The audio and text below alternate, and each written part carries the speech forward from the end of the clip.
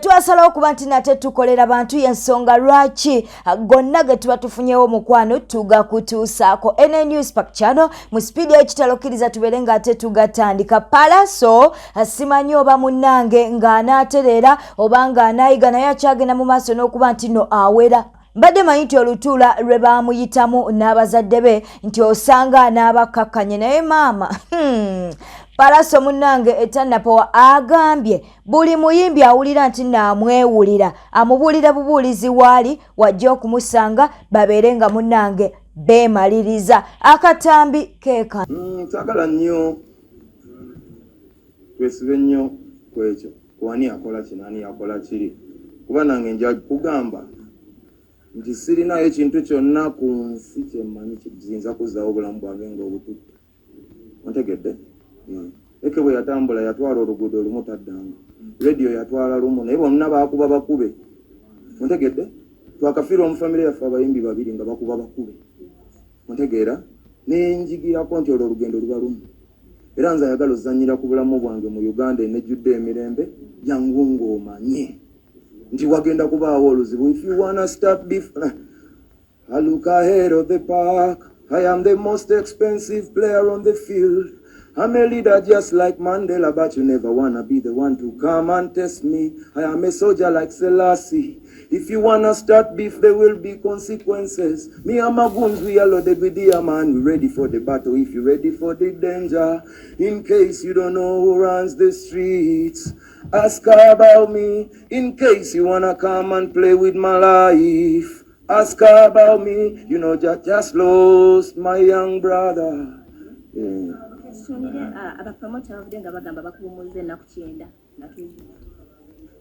Beebale nnyo okuvaayo nsiimye era mwebale bambi okwekolamu omulimu era mbaagala nnyo nenjagala okubajjukiza sibajjukira kuŋŋaana kuvaayo kuŋŋamba kutandika. Alien Skin tetumunamulya nga ayogera yadde n'ennyukuta ya a.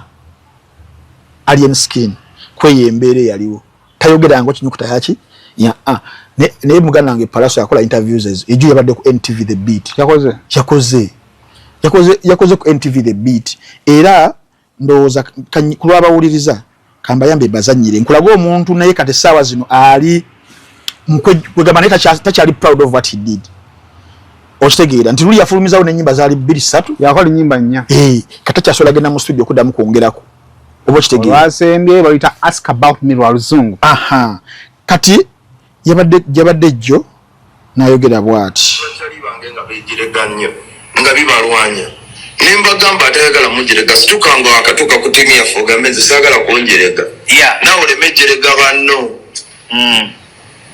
kati tagina isoyinza kubanga gwe toyagala kukuba ate nga gwe asinga olugono nga gwe ayagala okukuba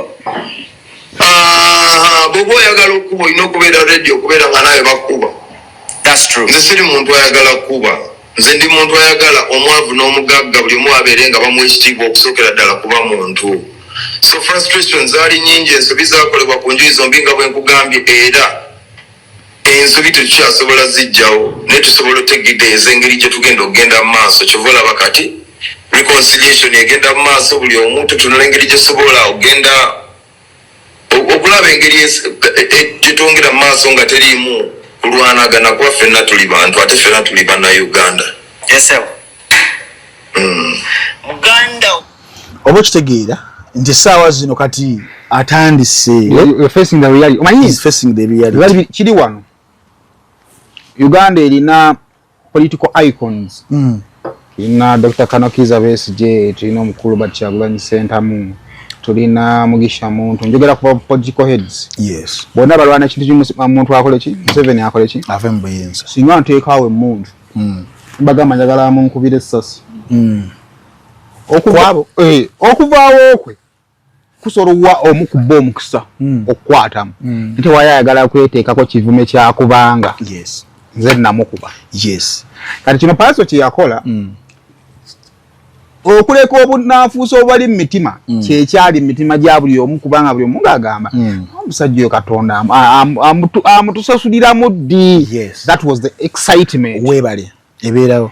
Naye byonna bimala okuggwa tewali yandyagadde kwetikka mu gwa kikola. Yes. Tewali yali yagadde mu gwa kikola eyatwali yali yagadde kiddemu kutuukawo mu mbeera eyo nga Alien Skin munanga akyagenda mu maaso n'okuba nti nate atigomya Palaso kakati ate waliwo naye ali mu kumutigomya era nga wetwogerera munange Alien Skin bamuwabidde dda ku poliisi omusango guli ku poliisi musango ki musango gwakuba nti no munange ono ayina ekivulu kyatayimbako akatambi keekano yagana okujja okuyimba wa eyibanga mu paaka wamuwa sente meka namu twakitusiza milioni 12 mu mwezi ki gwali gwa kutaano nemuwaako miliyoni 8 nga bula miliyoni 4 nankubira essimu ku ssaawa emu yakawungeezi nagamba sigenda kujja kuyimba nemugamba olimba kiki nga mmanyi oba alimba ng'ebya bulijjo n'addamu nankubira sabiri nga ntandise okusolooza ssente ng'abantu bayingirira batuse mu paaka wakati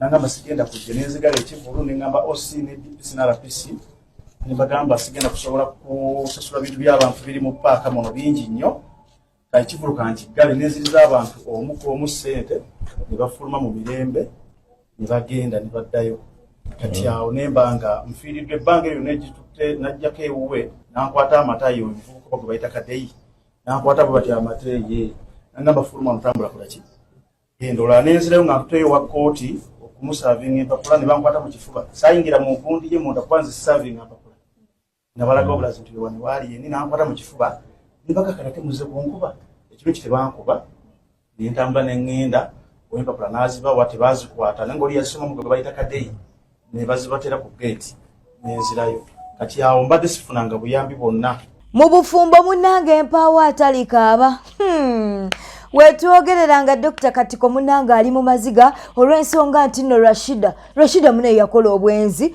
bwe yakola obwenzi mu bufumbo naye Rashida bwe biba bituufu oba walimbamu munange Katiko munange ng'agenda alabirira mwana ng'alabirira lubuto ng'alowooza nti munange omukyala yeetisse lubuto lwe kumbe mu lubuto lwa musajja mulala era tukyamunoonyereza tulabe musajja kyoyo eyategula Rashida ng'ate ne Dr. Katiko waali katubere nga tukwa munange Dr. Katiko ng'alaajana ng'agamba nti mumusabulira bwereere ne Rashida yakola obwenzi mbu Rashida mwenzi akatambi keekano isinga okunvunya nti Rashida tinamusuulawo abasinga mwamulaba Rashida ne mumbuuza lwakisabeera mu ddwaliro lwakisagendangayo Rashida oyo akola bu vidiyo ng'alaga nze namusuulawo Rashida oyo agenda tandika agenda mu ddwaliro okunywa eddagala lye lyali lisembayo ndooza 2 weeks oba mwezi gumu nga gubulayo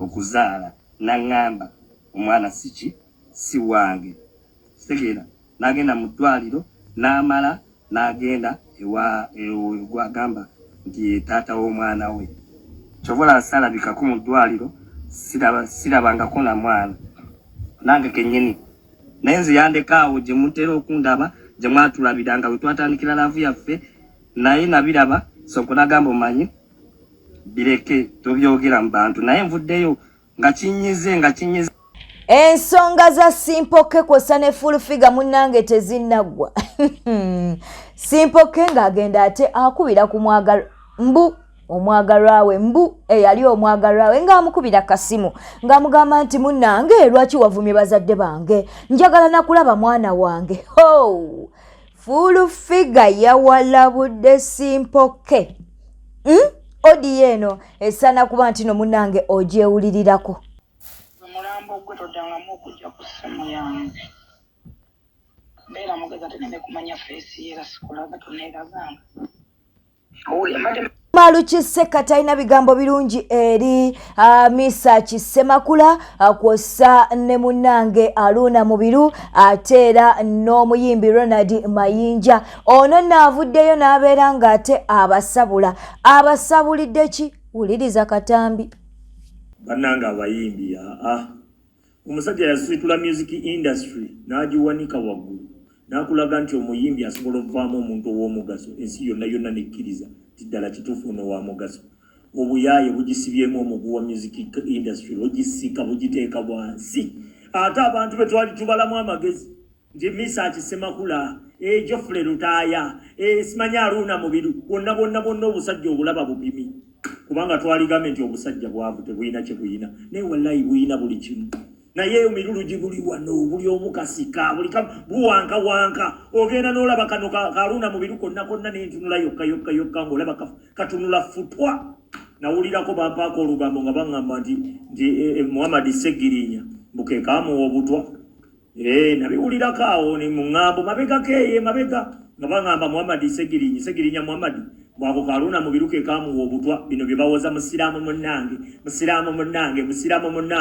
nga tebannayiga Museveni wakola bintu bye olowooza ofeesinga musiraamu munno okyatalaba Museveni nti mutemu gwe naawe ogenda oli awo musiraamu bakugamba ekibi ani atalaba nti Museveni mubi gwolaba akolaganira ddala n'omutemu nga naawe ogenda omwekulubesezaako kakola woteeri bwebufumba emmere nawulira ate oli message yakola simanyi papalazi bonna bakuŋŋaanira awo g'ogenda ozunga ogenda omanyi ogenda wa muyimbi wo message semakula kumba ogenze wa mupimi nga kapima mugenda okwogera bwoti nga be batwala information ew'omutemu nti oyo talinaffe ngeno gwe batugumbula bye bakola mu butuufu ngenda nenneewuunya abasajja bano kiki batayina bonna basatu kambagatte basatu kiki batayina betwali tubalamu amagezi abantu ab'obuvunanyizibwa tebagenda mu biri eri byabayaaye bagenda mu bamisaaki bagenda mu baluna mubiru bagenda mu ba Geoffrey Lutaya obuvunanyizibwa bwammwe buliwa bwe mulaze omutemu ali ku ggwanga lyammwe alimalawo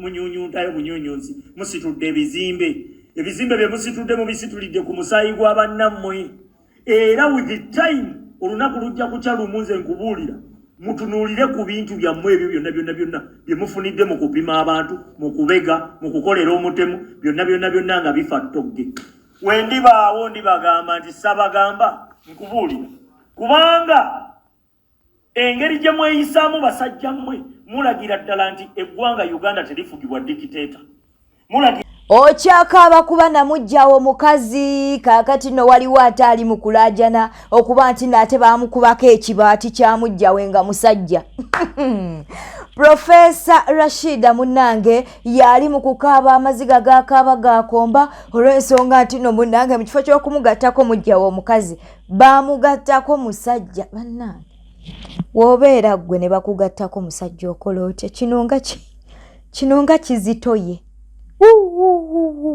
katukuwa akatambi kano nontantiro tugenda mwene ennyumba empya eno ey'ebisenge bibiri tutandise kati naye naka-arrivinga bwe bati like this nensanga mukwano gwe wale mukwano gwe bamita Moshi kati I had some food try tuva ku mukolo nze ne brother wange nga tuva ku mukolo bagwaligwa ne kabichi biki naine mmere nendikwata nga bwomanyi you find osanze bawo n'abasajja abalala babiri mikwano gye tugambe so nembabuuzaako awo naye nemubuuza kati naine ekyokulya naine yali senya ya muceere eyawamu tugijja ku mukolo nga ngireeta emmere badde ennungi gye tubadde chefu abadde amanyi yatufumbira ku mikolo ewaka mpadde emmere eno nangamba nkole ki ngitwale so nenjeta nenjibawa mugibawa kati ye nemusenerako banamusenerako eno kaplete akalala ebbali nemuwaka kakali special yes as my husband nemuwaka kakali special kati the other friend oli omulenzi nagamba